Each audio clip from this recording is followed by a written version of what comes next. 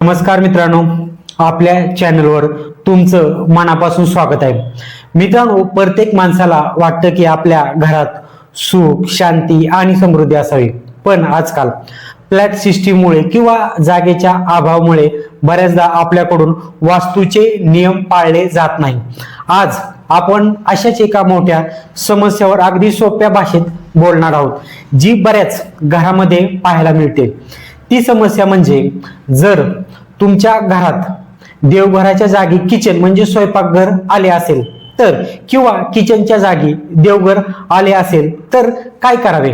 जर जागा बदलणं अजिबात शक्य नसेल तर घर न पाडता कोणते सोपे उपाय करावेत, हे आज आपण पाहणार आहोत. हा व्हिडिओ शेवटपर्यंत नक्की पहा, कारण यामध्ये मी खूप साधे आणि सोपे तोडगे सांगितलेले आहेत. आणि चॅनलवरती नवीन असाल तर आत्ताच आपल्या या मराठी चॅनलला सबस्क्राईब करा. वास्तुशास्त्रानुसार आपल्या घराचा ईशान्य कोपरा म्हणजे नॉर्थ ईस्ट हा देवाचा कोपरा असतो. ही दिशा अतिशय पवित्र आणि शांत असते, म्हणून इथे देवघर असावे. दुसरीकडे घराचा आग्नेय कोपरा साऊथ ईस्ट हा अग्नीचा कोपरा म्हणजे आगीचा कोपरा असतो, म्हणून इथे स्वयंपाकघर म्हणजे किचन असावे. आता गडबड कुठे होते? जेव्हा या दोन्ही जागांची आदलाबदल होते, म्हणजे देवाच्या जागेवर किचन येते आणि किचनच्या जागेवर देवघर जाते. वास्तुशास्त्रानुसार यामुळे घरातील ऊर्जेचे संतुलन बिघडते, कारण एका बाजूला पाणी आणि देवाचे स्थान आहे जिथे आग येते, आणि जिथे आग असायला हवी तिथे देवघर जाते. यामुळे घरात काय त्रास होऊ शकतात हे पाहूया. घरातील माणसांचे, विशेषतः महिलांचे आरोग्य वारंवार बिघडू शकते. सतत थकवा किंवा चिडचिड जाणवते. घरात विनाकारण भांडणे होतात आणि मानसिक शांतता हरवून जाते. कष्ट करूनही पैसे टिकत नाही. आजारपणावर किंवा इतर फालतू गोष्टीवर जास्त खर्च होतो. देवघर चुकीच्या जागी असल्यामुळे देवाच्या पूजेमध्ये मन लागत नाही आणि घरात एक प्रकारची नकारात्मक ऊर्जा वाटते. आता जर देवघराच्या जागी किचन स्वयंपाकघर असेल तर हे 5 सोपे उपाय करा. जर तुमचे किचन चुकीच्या जागी असेल आणि ते बदलणे शक्य नसेल तर घाबरू नका. पहिला उपाय म्हणजे भिंतीचा रंग बदला. अशा किचनमध्ये कधीही लाल, गडद नारंगी किंवा काळा रंग देऊ नका. त्याऐवजी किचनमध्ये भिंतींना हलका पिवळा, पांढरा किंवा फिकट निळा रंग द्या. हे रंग तिथला दोष कमी करतात. दुसरा उपाय म्हणजे स्वयंपाक करण्याची दिशा. किचन कोणत्याही कोपऱ्यात असू द्या, पण स्वयंपाक करताना तुमचे तोंड नेहमी पूर्व दिशेला म्हणजे सूर्य उगवतो त्या बाजूला असावे, याची काळजी घ्या. तिसरा उपाय म्हणजे खडे मिठाचा तोडगा. किचनमध्ये एका काचेच्या वाटीत अख्खं खडे मीठ भरून ठेवा. हे मीठ घरातील सगळी वाईट ऊर्जा शोषून घेते. दर 15 दिवसांनी हे मीठ बेसिन मध्ये वाहून द्या आणि वाटीत नवीन मीठ भरा. चौथा उपाय म्हणजे अन्नपूर्णा मातेचा फोटो. किचनच्या उत्तर किंवा पूर्व भिंतीवर अन्नपूर्णा माता किंवा विष्णू देवताचा एक लहान फोटो लावा आणि तिथे रोज सकाळी एक दिवा लावा.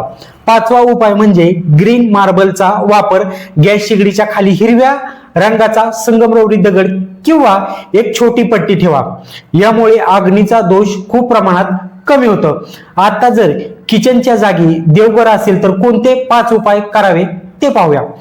अग्नीच्या दिशेला किचन असणे म्हणजे देवाला उष्णतेचा त्रास होण्यासारखे आहे.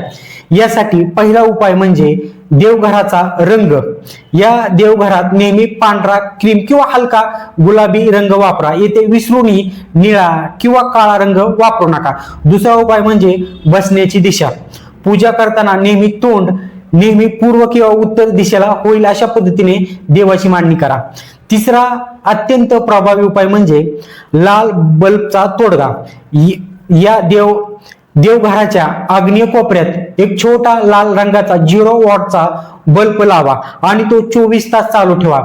यामुळे त्या दिशेतील अग्नी तत्व शांत राहते.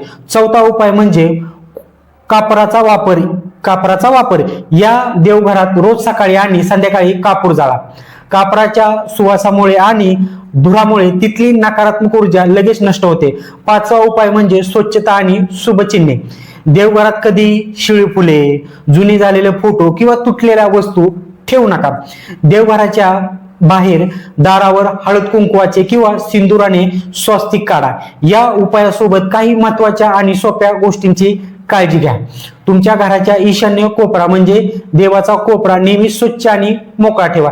तिथे चपलांचे कपाट किंवा कचरा अजिबात ठेवू नका. रोज सकाळी घरामध्ये गायत्री मंत्र किंवा महामृत्युंजय मंत्र मोबाईलवर अगदी हळू आवाजात सुरू ठेवा. मंत्रांच्या आवाजामुळे घरातील दोष दूर होतात. दर अमावस्याला घरामध्ये गोमूत्र किंवा मिठाच्या पाण्याचा सडा टाका किंवा फरशी पुसून घ्या. मित्रांनो, वास्तुशास्त्र म्हणजे घर तोडणे नव्हे तर घरातील ऊर्जा सुधारणे आहे. हे छोटे छोटे उपाय करून पहा. तुम्हाला स्वतःला घरातला फरक जाणवेल आणि मन शांत होईल. तुम्हाला ही माहिती कशी वाटली मला कमेंट करून नक्की सांगा. हा व्हिडिओ तुमच्या नातेवाईकांना आणि मित्रांना नक्की शेअर करा जेणेकरून त्यांनाही मदत होईल. व्हिडिओ आवडला असेल तर लाईक करा आणि आपल्या चॅनलला सबस्क्राईब करायला अजिबात विसरू नका. धन्यवाद.